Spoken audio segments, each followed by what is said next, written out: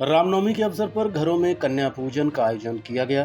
पूजा अर्चना की गई और कन्याओं को उनके चरण धोकर पूजन वंदन अभिनंदन किया गया। बच्चों की आरती उतारी गई, उपहार और प्रसाद भी वितरित किया गया। हर किसी ने मिलकर भक्ति और श्रद्धा भाव से पूजा अर्चना की और इस अवसर पर बच्चों को विशेष तोहफे देकर उनका आशीर्वाद लिया। दरअसल हमारे जितने भी तीज त्योहार हैं उन सभी के धार्मिक मान्यताओं के साथ साथ वैज्ञानिक महत्व भी हैं। इसी कड़ी में रामनवमी के पवित्र त्योहार को लेकर हमने वरिष्ठ पत्रकार जयराम शुक्ल से खास बातचीत की। उनसे बातचीत कर रहे हैं हमारे विशेष संवाददाता अखंड प्रताप सिंह। तो रामनवमी का जो पर्व है और इतना पावन अवसर है, इसको प्रकृति के साथ, खेती के साथ और जो वातावरण है, उसके साथ आप कैसे देखते हैं? अ, देखिए, हमारे देश के जितने भी पर्व हैं सब कृषि से जुड़े हुए हैं। कोई भी पर्व आप देखिए, जितने भी लोक पर्व हैं और माने होली है, दिवाली है, रामनवमी है, रक्षाबंधन है और भी छोटे छोटे पर्व जो किसान मनाते हैं, हरछठ है, तीजा है, नेवरिया नेवलिया नवमी है, अक्षय नवमी है। तो हमारे यहाँ की सबसे बड़ी विशेषता यही है कि हम प्रकृति पूजक रहे हैं। हमारी जो आर्यन संस्कृति रही है वो प्रकृति की पूजा से जुड़ी रही है। तो हर पर्व को प्रकृति के साथ निश्चित तौर पे आप मान के चलते हो कि उसका एक सामंजस्य रहता है। अब जैसे रामनवमी का जो पर्व है तो शीत ऋतु खत्म हो रही है, ग्रीष्म ऋतु आ रही है। अब ये जो संक्रमण काल है ये स्वास्थ्य की दृष्टि से बहुत संवेदनशील होता है, तो इसलिए ये 9 दिन के व्रत का विधान है, ये एक वैज्ञानिक पक्ष है। लेकिन आध्यात्मिक पक्ष, धार्मिक पक्ष ये है कि प्रभु श्री राम का जन्म हुआ रामनवमी को, और उससे पहले माँ भगवती की आराधना हुई। जो शाक्त परंपरा है, अभी हम अभी इस रामनवमी में दुर्गा सप्तशती पढ़ते हैं। दुर्गा सप्तशती में जब पढ़ने के बाद माँ भगवती की महात्म के बारे में जानते हैं तो लगता है कि इस विश्व की सृजनकर्ता माता भगवती ही है। तो 8 दिन माता भगवती का पर्व चलता है और 9वें दिन प्रभु श्री राम का जन्म होता है। प्रभु श्री राम जब भी कठिन वक्त में होते हैं, मुश्किल में होते हैं, एक मनुज अवतारी के रूप में, तो माता भगवती का ही आराधन करते हैं। राम की शक्ति पूजा, रावण के वध के पहले राम ने शक्ति पूजा की और वहाँ से जो शक्ति अर्जित हुई उससे रावण का वध किया। तो रामनवमी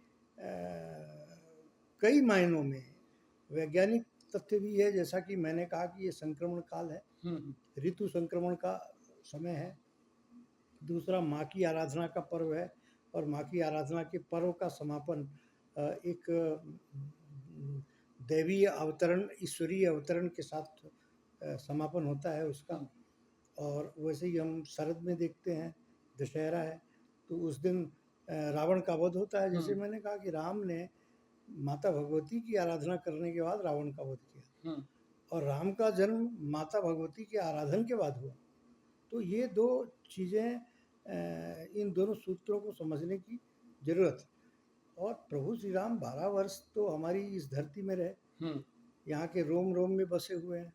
हमारे जितने भी पर्व, हमारे जितने भी संस्कार हैं, जन्म से लेके राम नाम सत्य तक, सब में राम है। सोहर से लेके और दुख में राम है, सुख में राम है। राम माने हर मर्ज की दवा राम है। हमारे इस विंध्य क्षेत्र में किसी को कांटा लग गया, एक बात चलती है राम बाण इलाज, तो मतलब उस तरह से किसी को कांटा लग गया तो भी राम है। और किसी को लड्डू मिल गया तो भी राम है। किसी को नौकरी मिल गई तो भी राम है और किसी को नौकरी से निकाल दिया गया तो वो भी राम की शरण में जाता है। तो राम हमारे रोम रोम में बसे हैं। हम विंध्य के लोग इतने सौभाग्यशाली हैं कि प्रभु श्री राम 12.5 वर्ष यहाँ रहे और यहाँ के जनमानस के बीच में रहे। और मैं तो कहता हूँ कि अयोध्या से एक युवराज को निर्वासित किया गया था, हमारे विंध्य ने उस युवराज को ईश्वर प्रभु श्री राम बना दिया। तो हमारे हम लोग के लिए, विंध्यवाली वासियों के लिए तो प्रभु श्री राम अभीष्ट हैं, कुल देवता हैं, ईश्वर हैं, मतलब सब कुछ है, रोम रोम में है और सांस सांस में है, हर चीज़ में है। तो ये जो अवसर है इसमें विंध्य से आपने जोड़ के बताया है कि विंध्य में वो 12.5 वर्ष रहे और जो भी बातें हैं, और एक जो आपने महत्वपूर्ण पहलू बताया है स्वास्थ्य से जुड़ा हुआ, हाँ। वो नवरात्रि के दोनों जो पर्व आते हैं, दोनों अवसर आते हैं एक उसमें। में ग्रीष्म ऋतु शीत में प्रवेश करती है। जो शारदीय नवरात्रि है उसमें ग्रीष्म ऋतु का समापन होता है और शरद ऋतु का आरंभ होता है, शारदीय नवरात्रि है। और इसमें ठंड का समापन होता है, शीत ऋतु का समापन होता है और ग्रीष्म ऋतु की शुरुआत होती है। तो ये दोनों पर्व संक्रमण काल के पर्व हैं, शरीर को और संतुलन की जरूरत होती इसीलिए है। निराहार रहने का, व्रत रहने का, उपवास रहने का विधान है। ऊर्जा और शक्ति को संचित करके जब हम काम करते हैं तो हमें सफलता मिलती है। और इस तरफ अगर खेती के दृष्टि से भी देखें तो हमारी फसल आ रही होती है, फसल के निकलने का अवसर है, तो ये खुशी का क्षण है। और किसी भी तरह का परिवार हो, वो गरीब तबके से हो या जितनी भी संपन्नता हो, सबके घर में कुछ अच्छा बनता है। बिल्कुल। तो इस हिसाब से भी एक बड़े उत्साह और का ये अवसर है। दोनों ईश्वर जो हमारे जीवन में रचे बसे हैं, प्रभु श्री कृष्ण और प्रभु श्री राम, ये तो बिल्कुल प्रकृति के साथ इनका कैसा सामंजस्य है। कृषि का जो शब्द है, कृष्ण शब्द कहाँ से आया? कृषि से आया, या कृषि शब्द कृष्ण से आया। किसान शब्द कहाँ से आया? किशन से आया, किशन से किसान, है ना। तो आप गोपाल, गोवर्धन, गोवर्धनधारी, गिरवरधारी, तो ये आप इनको सबको देखो तो आप कृष्ण को और प्रभु श्री राम को हमारे जीवन से आप अलग कर दो तो ये पूरा धर्म मृत प्राय हो जाएगा।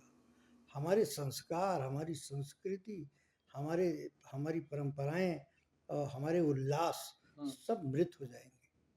तो इसलिए राम, कृष्ण और शिव, ये तीन ऐसे देवता हैं जो जागृत हैं और उन्हीं ने हमारे धर्म को जागृत करके रखा है। राम, कृष्ण, शिव। डॉक्टर लोहिया ने इन तीनों पर बहुत बढ़िया एक लेख लिखा है सबके बारे में, और मैंने भी राम और कृष्ण पर लिखा है। और कृष्ण की कैसी विविधता है उनके जीवन की, राम की कैसी विविधता है उनके जीवन की, और शिव तो एक अद्भुत देव है। तो चलते चलते हमारे दर्शकों के लिए एक कोई विशेष संदेश यदि हो तो वो इस अवसर पे कैसे बेहतर करें और आगे की जो तैयारियां हैं उसको कैसे लें? श्री राम का पूरा जीवन, क्या कहते हैं ना कि राम तुम्हारा चरित्र स्वयं ही काव्य है, कोई कवि बन जाए सहज संभाव्य है। तो राम का पूरा जीवन अपने आप में अद्वितीय है। राम कथा पढ़ के आदमी को धर्म, अध्यात्म, दर्शन, राजनीति, रिश्ते, सभी जितने भी लौकिक जीवन में जिनसे हमारा वास्ता पड़ता है वो राम कथा में है, राम के चरित्र में है। एक पिता, एक भाई, एक राजा, एक नेता, एक नेतृत्व करता, एक रणनीतिकार, सभी रूप में आप राम को देख सकते हो। तो राम का चरित्र ही इतना अद्भुत है, इतना विशाल है कि पूरी दुनिया में उनकी संस्कृति की छाप है। राम कंबोडिया में भी हैं, राम एशिया में, कोरिया में भी हैं, जापान में भी हैं, और जो फारस की सभ्यता है उसमें भी राम है। ईरान में, इराक में, लेबनान में और अफ़गानिस्तान में और पाकिस्तान में, बाली में, जावा में, सुमात्रा में, इंडोनेशिया में। महाराज विश्वनाथ सिंह ने जो आनंद रघुनंदन लिखा है तो उसमें जब प्रभु श्री राम का राज्याभिषेक होता है तो उनके दरबार में जो उपस्थित होते हैं उसमें अंग्रेज भी है, तुर्क भी है, यवन भी है, और भी विश्व के अन्य जाति प्रजाति के लोग हैं जो अपनी भाषा से उनकी वो करते हैं, स्तुति करते हैं। ये परिकल्पना हो सकती है नाटककार की, लेकिन प्रभु श्री राम सर्वव्यापी हैं, ब्रह्मांड व्यापी हैं, विश्वव्यापी हैं, और उनकी किसी न किसी रूप में पूरी दुनिया में और पूरे दुनिया के लोग जीवन में रचे बसे हैं। तो जीवन आदर्श और मर्यादा के प्रतीक भगवान श्री राम का जन्मोत्सव है। तो सभी जो हमारे दर्शक जुड़े हुए हैं वो इस अवसर पर बेहतर करें और बेहतरी की ओर आगे बढ़ें, खुशहाली लाएं जीवन में। सर, आपने इस चर्चा में इतनी महत्वपूर्ण जानकारी दी, आपको बहुत बहुत धन्यवाद।